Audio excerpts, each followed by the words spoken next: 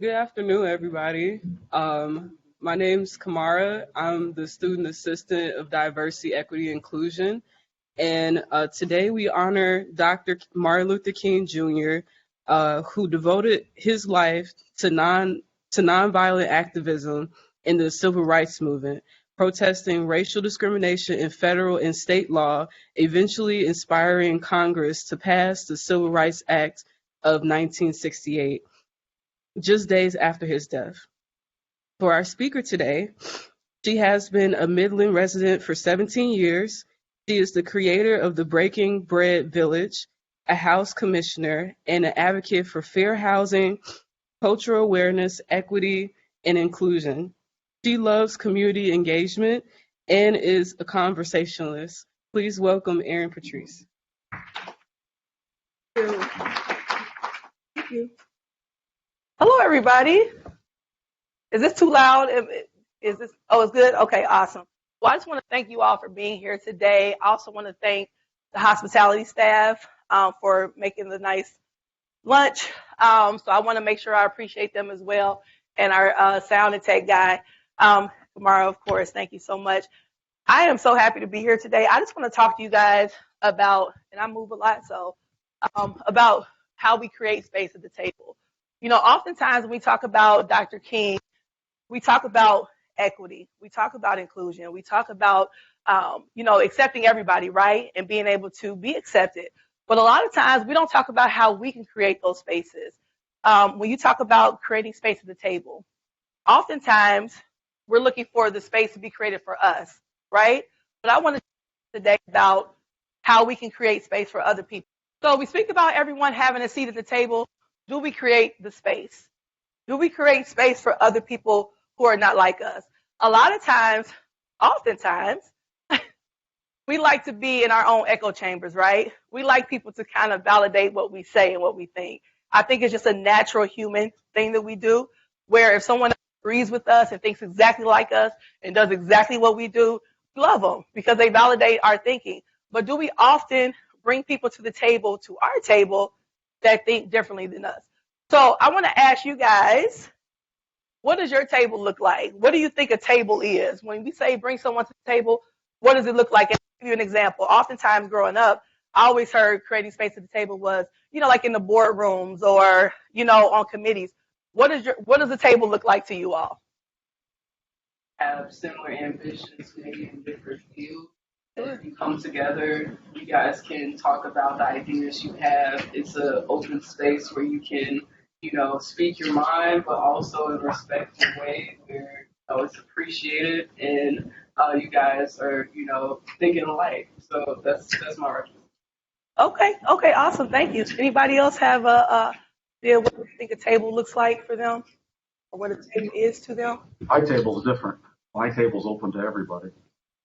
So it's always been about getting kids in the community, as you know.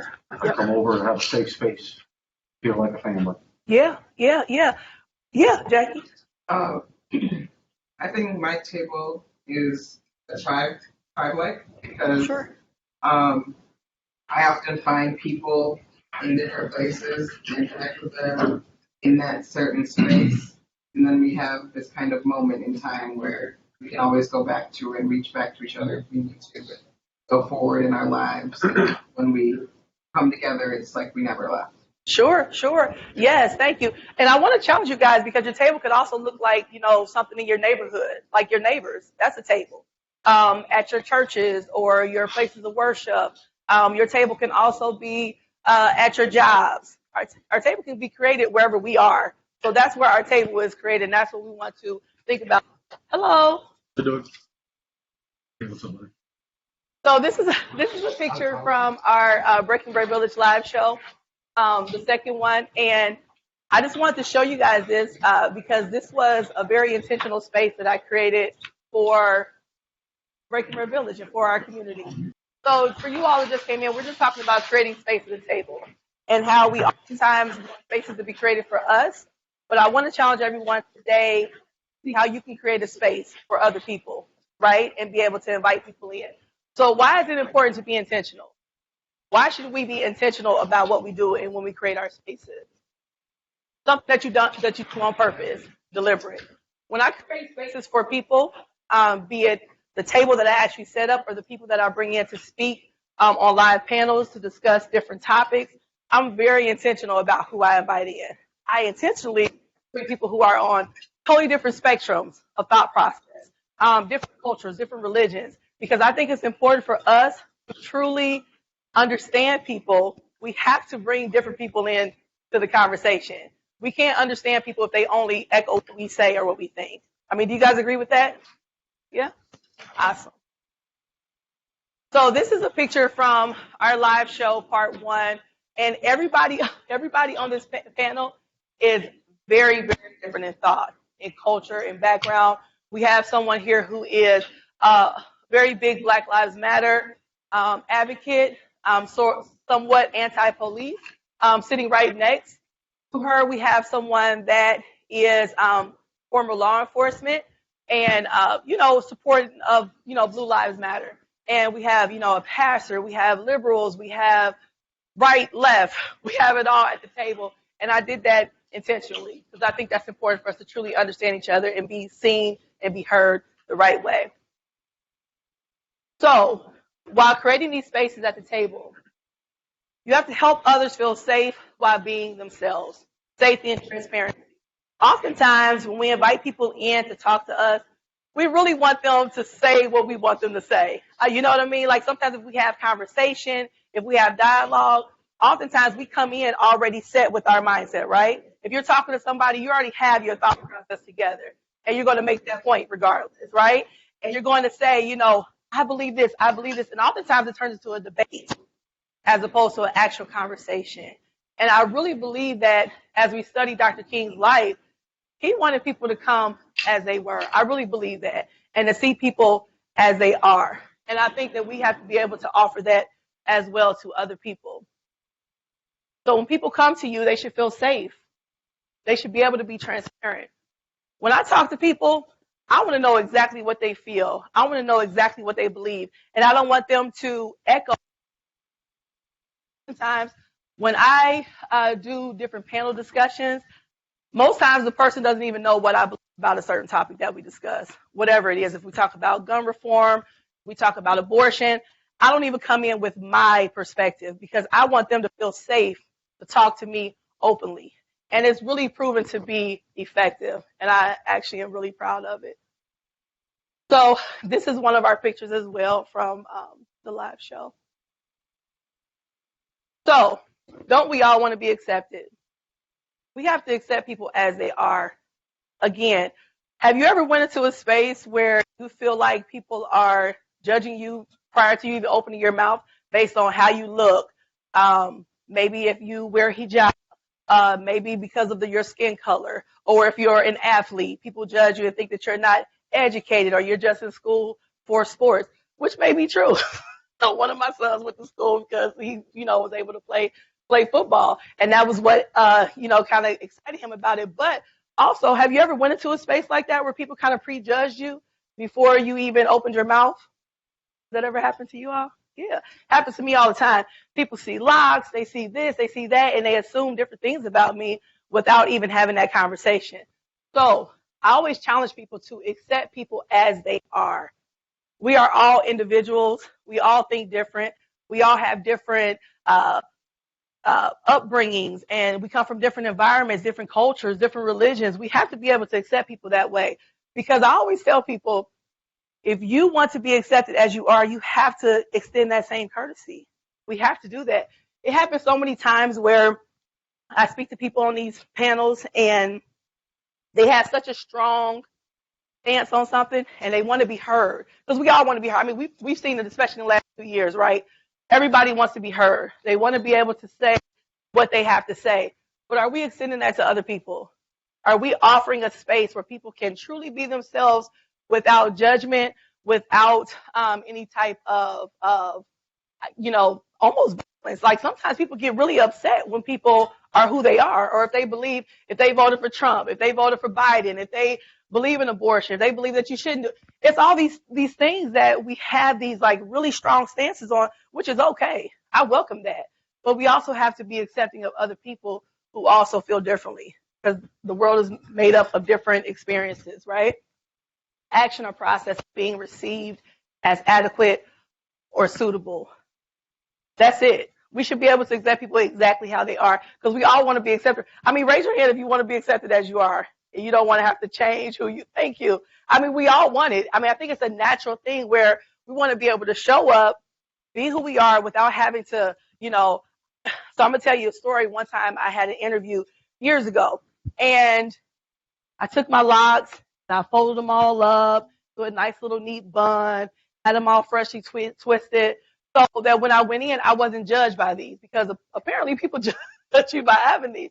I made sure I had on like blue and white, so I looked very professional, very put together.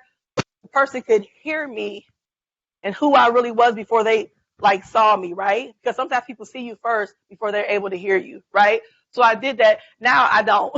I'm just who I am, and it's like, take it or leave it, because this is who I am.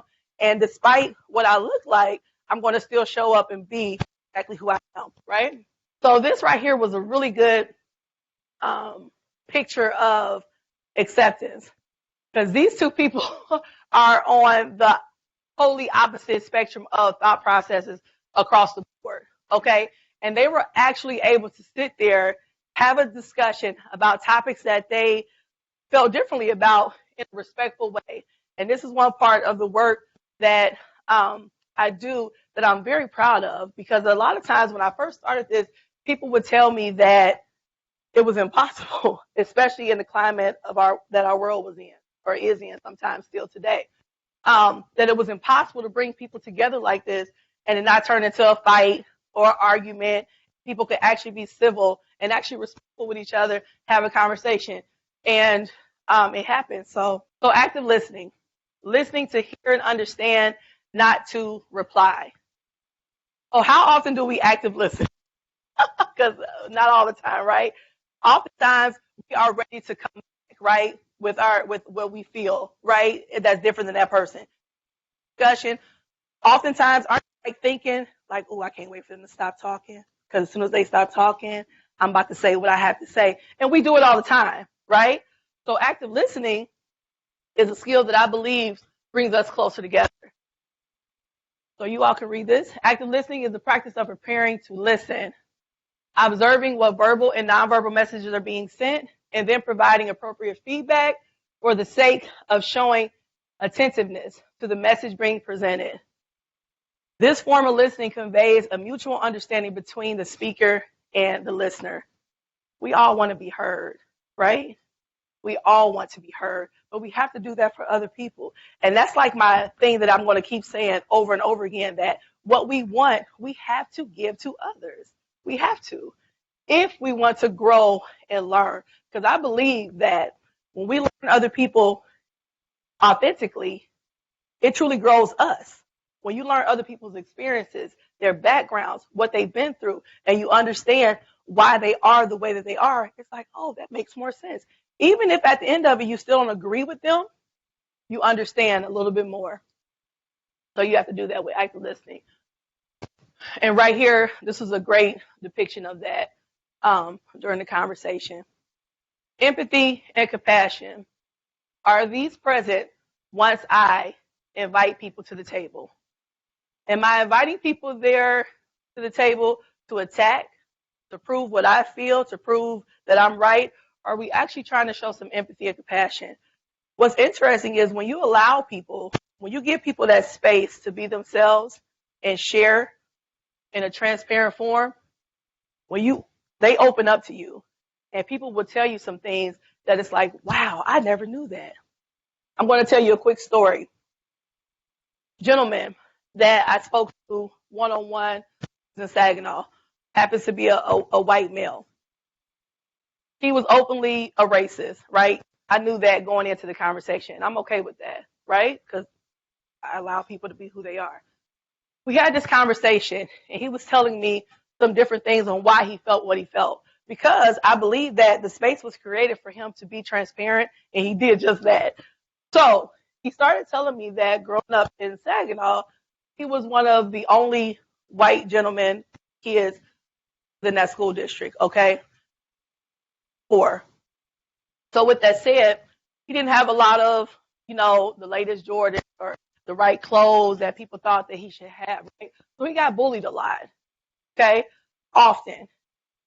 And the people that bullied him happened to look like me, okay, because of his environment.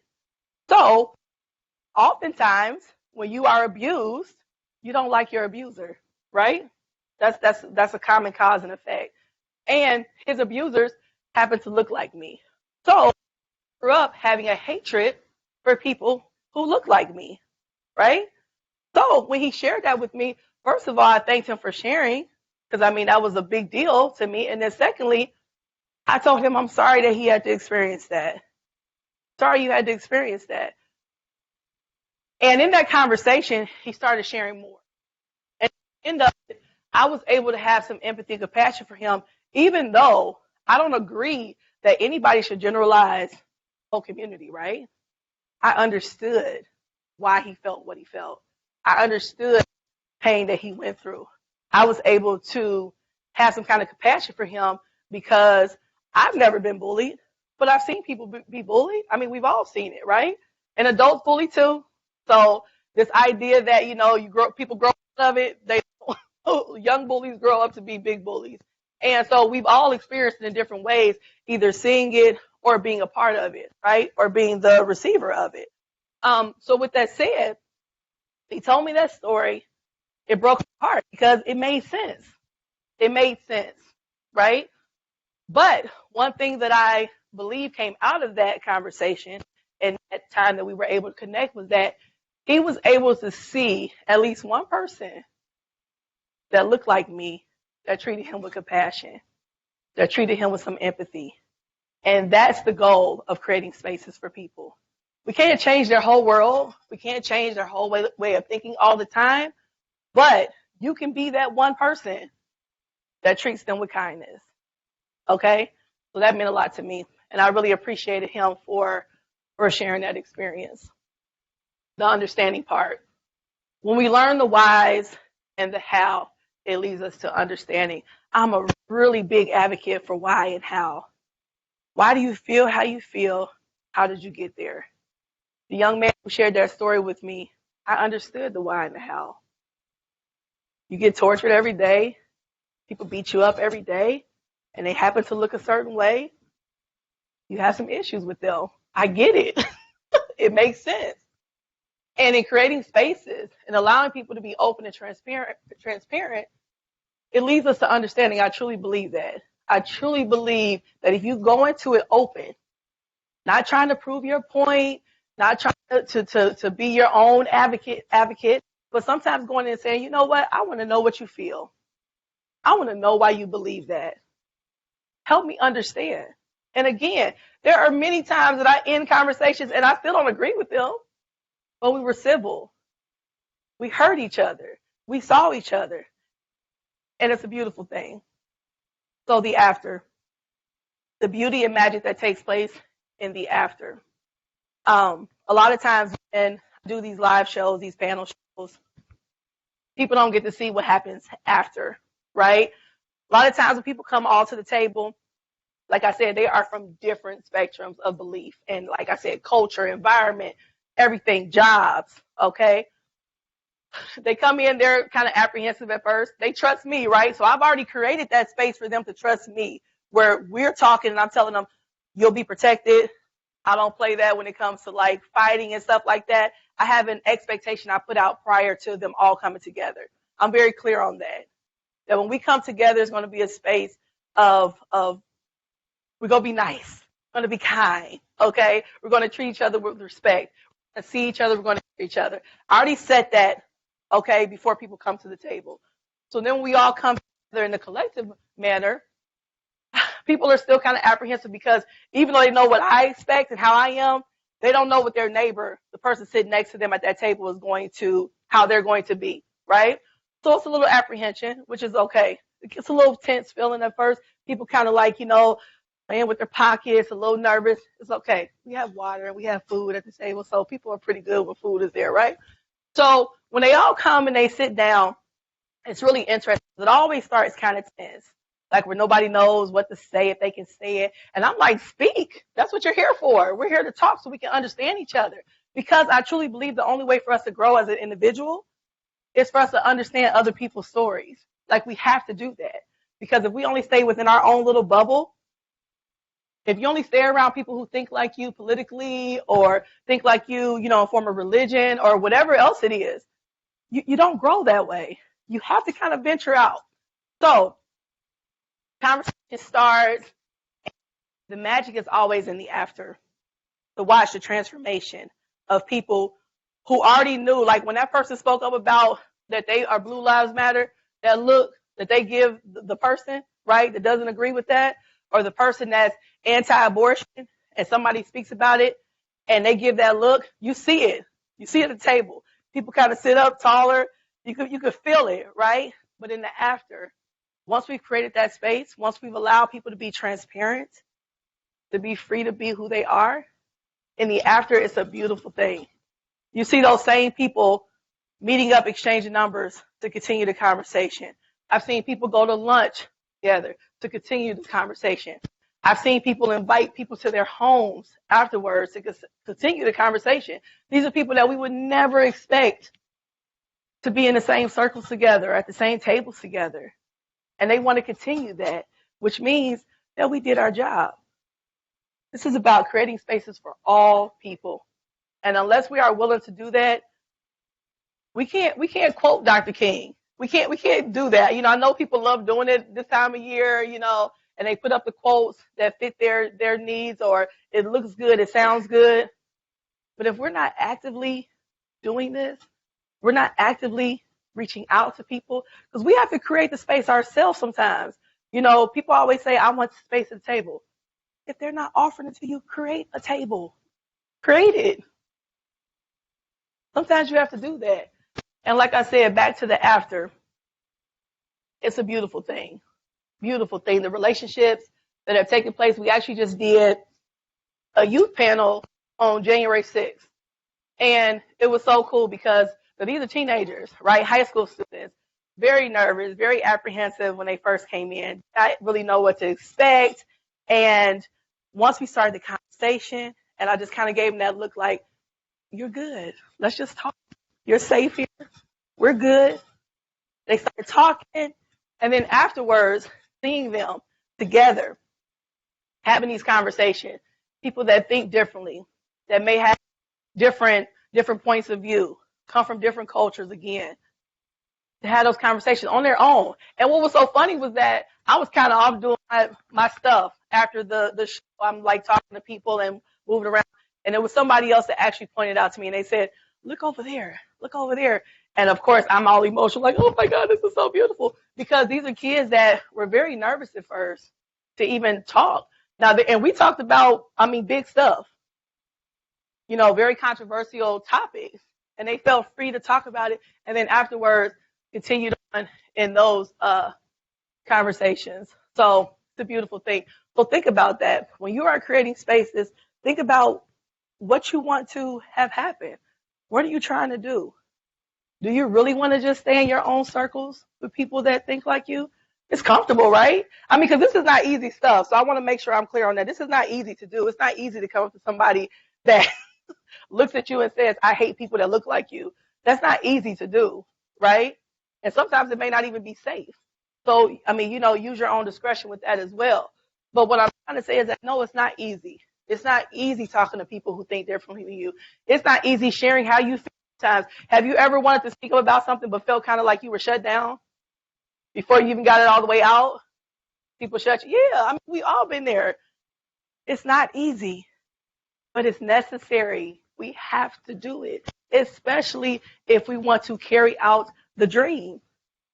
The whole point is for us all to be able to come together in unity. The only way to do that is to have people who are not always like you. That's what unity is all about.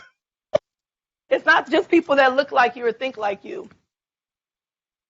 So, quick overview. I could talk all day. People that know me know that. Quick overview is, these are questions for yourself. Do I welcome differences? Do I allow people to just come in and be who they are? without having to get all dressed up first. You know, because we all walk around in masks sometimes, right? Don't we all do that? Don't we all kind of pretend when we're around people because we don't feel like, and that can happen with your parents. I mean, it can happen with, you know, family. It can happen with community people where you don't feel like you can be yourself. But I always tell people, because I'm a big advocate on accountability, right? And self-examination. So before I expect it from somebody else, I have to do it first. I have to accept people if I want to be accepted, right? That's how that works, right? Do I welcome differences? Do people feel safe with me? Am I one of those people that attack you as soon as you start speaking if it's different from me? Have you ever been in those type of chats where it's like as soon as somebody talks, you were the one that, no, this is what you should think. Well, no, they can think how they want to think. And then possibly in communication, you all may see some things that you have in common, or you may not, and that's okay too. Am I listening to, not just replying, not just fighting, not just being argumentative? Do I really want to understand this person, understand where they're coming from, understand the why and the how they got there, why they feel how they feel? Because it's very telling. We all have a story. All of us have a story on feel how we got to where we are right now. I could tell a couple stories about why I am a believer in this. Belief should be heard. I believe people should feel seen. Strong believer in that. What does my table look like? We're always looking at the other tables that's created for us, but are we creating our own tables for people to feel welcome? Because even like in situations like this, right? We're all guilty of it, right? Where we navigate the people we know, right? At a table, we sit together with people we know because it's comfortable, right? It's comfortable. You feel safe. You feel seen. You feel like you'll be respected. There's no real stress with it. But think about if we all opened up our spaces where people felt comfortable around us, where they could feel comfortable sitting wherever they felt like sitting, without that stress of making sure, let me sit by this person because I know they'll treat me right. I'm comfortable with them. Once we start opening up our spaces, be surprised what happens with that. How do I plan to create space? How do I plan to be intentional in creating that space? Do it on purpose. You see somebody that's always sitting by themselves? Intentionally walk up to them and start a conversation. Start understanding people. When people do like storytelling in communities, it's so interesting when they get the stories of why a person created a business or why they did this. Oftentimes it has nothing to do with that business. The deeper story behind it. And I think that once we understand people's stories and we hear them more, you're motivated. You feel this connection with them. Like, oh, I went through that. Oh, that happened to me. Oh, my mother went through that. There's a connection that starts to build. And you feel closer to people that you never thought that you would be close to. So I challenge you all to do that. Be intentional with your spaces and who you interact with. Am I accepting people as they are? Because again, we all want to be accepted. I just challenge everybody to start seeing it in that light as reflections. Like if I want to be accepted, maybe I should start accepting other people. That's how we start changing things. Instead of trying to make people who we want them to be and act how we want them to act. Because it ain't going to happen. It's not going to happen. So oftentimes, if I say, you know what, I see you. I see how you are. I see who you are. And we can still have a conversation, even though we don't agree on 100% of everything. That's okay. That's life. We're human. That's the part of it that's beautiful, is that we're allowed to be different and still celebrate those differences. What new tables do I plan to sit at? And that could be like on committees, on boards, dealing with legislature, whatever it is to open up a little bit more inclusion and equity so all people can benefit. All people can eat, right? Because have you ever went to a gathering or like even at your family's house and you got there maybe a little late and the thing that you wanted was gone and you went there just for that? This happened to me, okay? I like macaroni and cheese, especially during the holidays because that's when people really make it good, you know? And you get there and it's all gone. That's so disappointing. You feel like, why didn't y'all save me some? But my point in saying that is that, you know, we have to, I'm sorry, at our new tables, we have to be able to say, okay, you know what? I don't want anybody to feel left out. I want to intentionally make sure that somebody is at this table. So sometimes you have to create laws. You have to be a part of committees. Can't just talk about stuff, right? Because all of us are able to bark and holler, right? In our little echo chambers and complain about stuff. I mean, we see that all the time, right?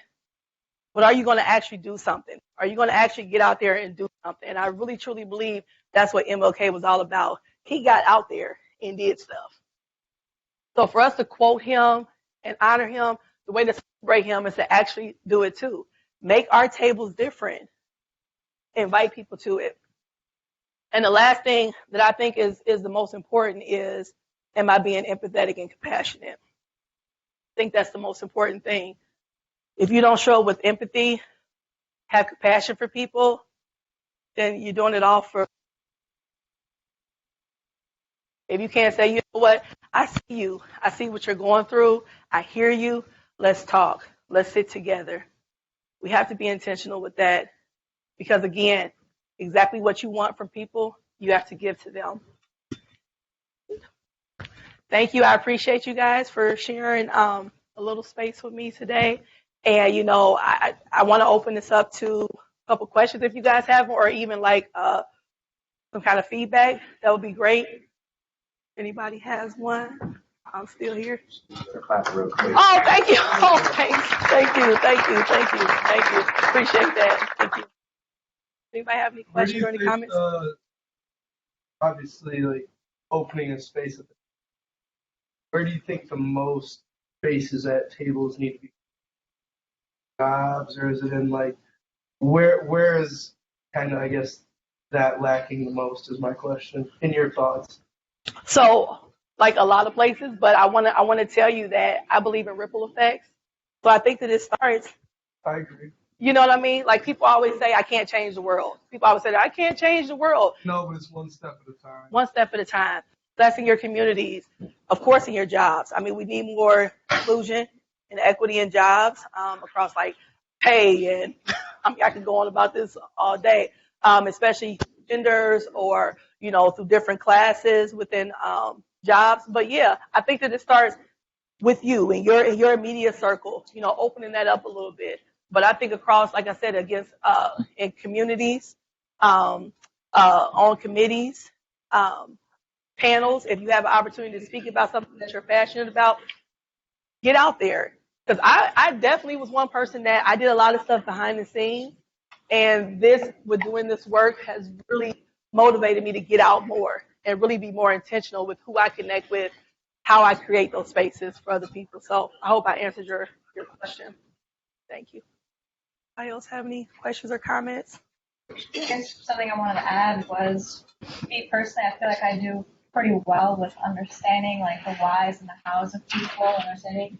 But one thing I can't do is really accept disrespect. That's like my issue. Is like I can understand you and your, you know, Sure. you've been through and try and be empathetic with you, but for me, it's like I really can't find an excuse for someone being disrespectful. Yeah. That's like my issue. No, I agree. I mean, yeah, disrespect is not tolerated, and that's why, you know, I try to make it very clear when I speak to people. But I also challenge myself, and I may get in trouble. I challenge myself to think about what I look at as disrespect, right? I'm going to tell you a story. I have a lot of stories, but I'm going to tell you this story. So I had someone call me the N-word, okay? Because, I mean, that's a go-to, right? When people, they think that that's going to really, like, you know, really impact you, right? Because it does. People get upset when they hear the N-word, right? People be ready to fight. They're ready to tear things up. And I didn't respond that way, which is typically, I mean, it's a disrespectful thing, right? Heard what he said, and I said, okay, that's fine. Now let's keep talking. Because for me, that word for me, I have just made it to where it does not impact me that way, because I believe that it gives that person power, right, over me. And I'm like, you're not about to have power over me being ignorant or trying to be disrespectful. So I had to rethink what I saw as disrespect. I'm like, this is a defense mechanism. So once I started learning more about how people, when they don't know how to communicate, they don't feel safe, or they feel like you're the boogeyman or whatever it is, or they feel like that's the way to kind of get you down off their back, they use that. So I don't give them that power anymore. So I looked at him, I said, okay, now let's keep talking. And we actually had a good conversation past that part once I was able to kind of like take that power away from him. So my point is that, and I'm not saying that people should let people call them that at all, of course. And I understand why it impacts people differently. But for me, I chose to intentionally not allow it to have that power over me because I found out that it created a lot of barriers that didn't need to be. Okay? And he had a story. We talked. Again, we probably would never be best friends. We'll probably never go out to have coffee together. But I was able to take that power away from him. And that's the beauty in it for me. Okay? So we all have different things that we see as disrespectful. And that, of course, again, is something that is very disrespectful. But I was like, no, we're gonna talk about this. And it was because of the job that I had to kind of deal with him anyway. So I'm like, we're going to get past that. I'm going to let you have that moment, and then we're going to actually have this conversation. And we were able to. So, but I agree with you. I mean, I allow people to speak to me a certain way to an extent. Because I understand that people sometimes, that's their defense mechanism, unfortunately. So, anybody else? And again, this stuff is not easy. This is not easy, having somebody talk to you a certain way. But if you look at things and you're looking at the big picture, what are you trying to accomplish? What are you trying to solve? Where are you trying to grow personally? Be surprised how you're able to navigate through things. Anybody else? Reflections? Nothing? Thank you so much. I appreciate you guys. Thank you. Appreciate you.